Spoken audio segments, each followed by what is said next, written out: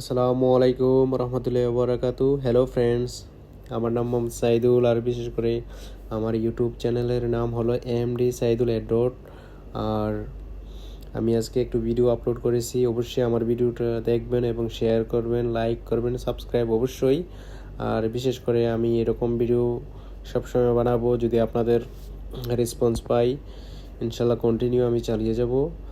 আর আমি সকাল সকাল ঘুম থেকে উঠে আমাদের বাই ব্রাদার্স প্রোগ্রাম করলাম যে আমরা বিরিয়ানি পার্টি করব আজকে জুমার দিন। অবশ্যই জুমার দিন মানে আরব কান্ট্রিতে হলো বিরিয়ানির দিন। আর জুমার দিন প্রত্যেক জুমা বিরিয়ানি না খাইলে মনে হয় জুম্মাটা কমপ্লিট হয়নি।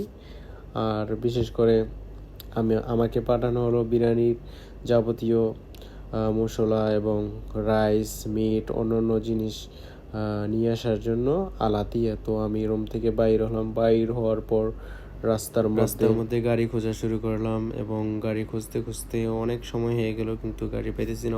অবশেষে একটি গাড়ি পেলাম এবং গাড়িতে উঠে পড়লাম। গাড়িটি যাবে আলাতিয়া সেখানে হলো গোস্তের দোকান এবং যাইতে 30 মিনিট লাগবো। অবশেষে গোস্তের দোকানও এসে পড়লাম। গোস্তের দোকানটি হলো আলাদা, আর এখানে ফ্রেশ গোস্ত পাওয়া যায় আমাদের বাঙালি ভাইদের দোকানে।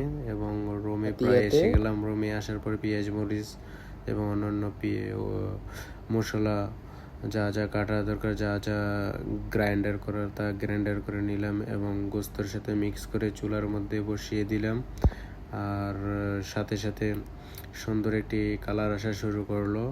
আর বিরিয়ানির গোস্তটা যত সুন্দরভাবে, বিরিয়ানির গোস্তর জন্য অবশ্যই আমরা পর্যাপ্ত পরিমাণ টেম্পারেচার দিব। তাতে কি হবে, বিরিয়ানির গোস্তটা সুন্দরভাবে পাকবো এবং আস্তে আস্তে নাড়াইতে থাকলে কী হবে, গোস্তটা সুন্দরভাবে বুনা হবে। বুনা হওয়ার পর সুন্দর একটি অবশেষে দেখবেন একটি কালার আসবো এবং বিরিয়ানির যে একটা সেন্ট স্মেল আছে অবশ্যই এটা বাইর হবে।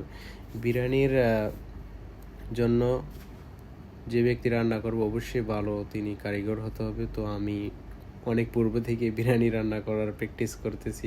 মাশাআল্লাহ আমার বিরিয়ানি খুবই ভালো হয় এবং টেস্টি হয়। তো নিজের প্রশংসা নিজে করতে নাই। তো আরব কান্ট্রিতে যেহেতু থাকি, বিরিয়ানি অবশ্যই রান্না করাটা খুব বাধ্যতামূলক হয়ে গেছে। বন্ধু বান্ধব, আত্মীয় স্বজন যারাই আসে, বিশেষ করে রুমের মধ্যে, তো বিরিয়ানির জন্য একটি আলাদা একটা আবদার থাকে। তো প্রত্যেক সপ্তাহে আশা করি বিরিয়ানি রান্না করার জন্য এবং বন্ধু বান্ধব সবাই মিলে বিরিয়ানি খাওয়াটা এবং পার্টিটা খুব সুন্দর হয়।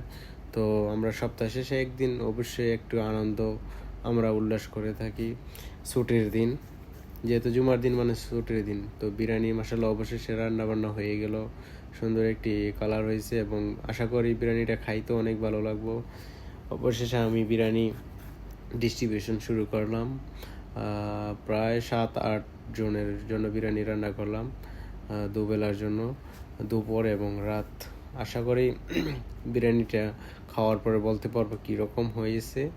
তো বলা যায় যে বিরিয়ানিটা অবশ্যই সুন্দর একটি টেস্ট আসবো এবং খাইতেও ভালো লাগবো। তো আমার বিরিয়ানি আমি আগেও রান্না করেছি অনেকবার ইউটিউব দেখে, কিন্তু এতটা ফাইন হয়নি। তো এবার দেখা যাক বিরিয়ানিটা কীরকম হয় রান্না করাটা। এতগুলো মানুষের রান্না করেছি যেহেতু আশা করি ভালো হবে। তো অবশেষে খাওয়া শুরু করলো আমাদের রুবেল ভাই, আমার ফ্রেন্ডস। সে বলতে পারবো প্রথম কমেন্টস আশা করি ভালো হবে। তো মাঝে মধ্যে কোনো অকেশন থাকলে, যেরকম ঈদ আছে, তারপরে শুক্রবার, রমাদানে তো প্রায় বিরিয়ানি রান্না হয়। তো টেস্ট হবে এবং ভালো লাগবো। অবশ্যই ভালো লাগলে শেয়ার করবেন, সাবস্ক্রাইব করবেন। ধন্যবাদ। আসসালামু আলাইকুম।